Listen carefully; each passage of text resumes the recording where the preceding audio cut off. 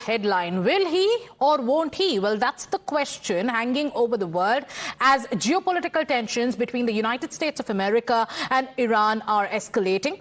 War clouds are also thickening over Tehran.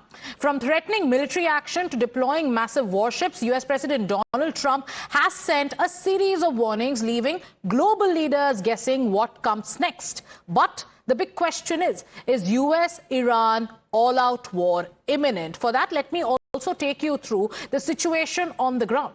Over the last 24 hours, Donald Trump has sent out mixed signals. He has stated that military aircraft carrier strike group, along with other assets, are heading towards the Middle East. But in the same breath, he also stated, and I'm going to quote him, he says, maybe we won't have to use it. Left confused and also anticipating an attack, Iran has issued a stark warning, saying that it would treat any attack from the US as an all-out war. There are several airlines, though, that have cancelled flights to the Middle East. We're talking about airlines from the EU. Amidst these fears of the US-Iran conflict, we are going to tell you about how these warnings have played out by Donald Trump, what he's been saying with regards to Iran. Listen in.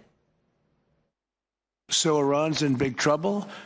We're watching the situation very carefully. I've made the statement very strongly that if they start killing people like they have in the past, we will get involved. We'll be hitting them very hard where it hurts.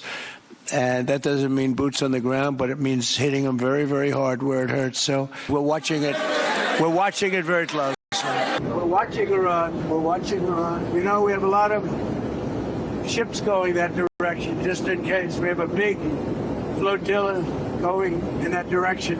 We have an armada. We have a massive fleet heading in that direction, and maybe we won't have to use it. We'll see. Now, let's also take you through the kind of threats that President Donald Trump has issued in the last few weeks. Now, he has called them locked and loaded warnings to massive naval armada. He's also saying that this is heading towards Iran. So these are the kind of threats that have come in. But we are also now going to tell you about how the kind of statements that have come in from the 2nd of January. Listen in. Here's what he said. He said, locked and loaded. This is the kind of warning that has been issued by Donald Trump. Then he also said, we will hit Iran very hard, as you just heard. He also, on the 11th of January, said, help is on its way, while addressing the people of Iran amid the wave of protests that have swept through the country. Then he also said he asked people to keep protesting, those who are protesting against the Khamenei regime. Then he also said that we will wipe out Iran from earth. These are the kind of comments coming in from the President of the United States. He also said the entire country will get blown up. These are the kind of statements. Massive armada moving towards Iran. He said this on the 23rd of January. And he said, we are watching Iran closely. My colleague Srinjoy Chaudhary is with us. Over the last few days, Donald Trump has made his intention clear, Srinjoy.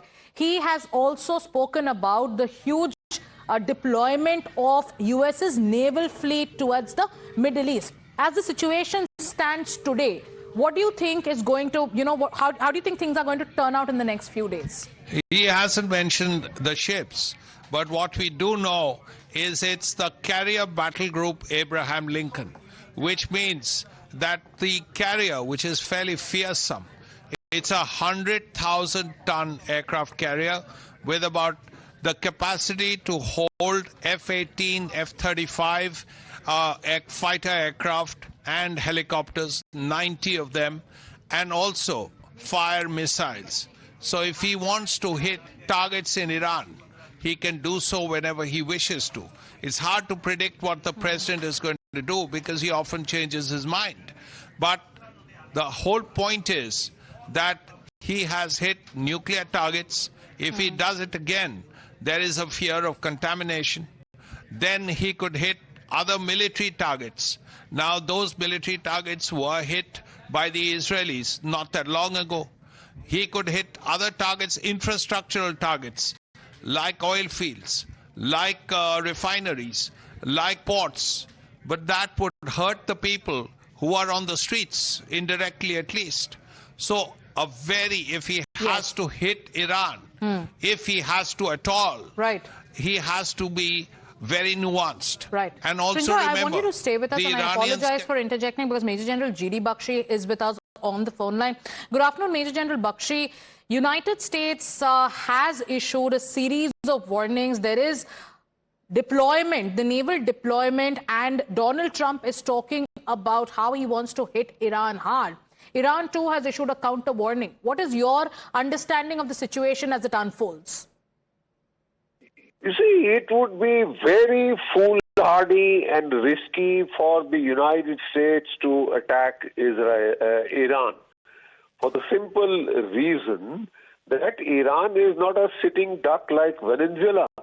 Iran has the capability to retaliate in a very damaging manner. Last time it had fired 500 missiles onto Israel, and it is now being said that the damage was worth about $50 billion. So Israel is a very small country in size, and if the mass of 700 or so missiles land there, it could be quite damaging. Apart from that, they can hit the American bases. But the worst thing that they can do is they can target, once the aircraft carrier battle groups come into restricted waters with their submarines, with their missiles, their hypersonic missiles, they could target the aircraft carriers themselves. And lastly, he can cut out all oil traffic going from the Gulf of Hormuz. He just has to sink a few oil tankers. He has to mine the Gulf of Hormuz, and that's it. The price of oil globally will go up to $150 a barrel and ruin the global economy, including that of the United States. So I hope they know what they are doing, because decision-making in Washington is increasingly becoming impulse-oriented, impulse-driven. They start doing things without thinking them through. Like in Venezuela, they they captured Maduro and his wife. Right. So what? Maduro's regime, the vice president has just taken charge. Nothing has changed in Venezuela. And the vice president has said, we will not be a colony of the United States. We will not let them exploit our oil. So what have you achieved, really? Right. Because for that you have to put boots on the ground, and that the Americans are not prepared to do because of body bags.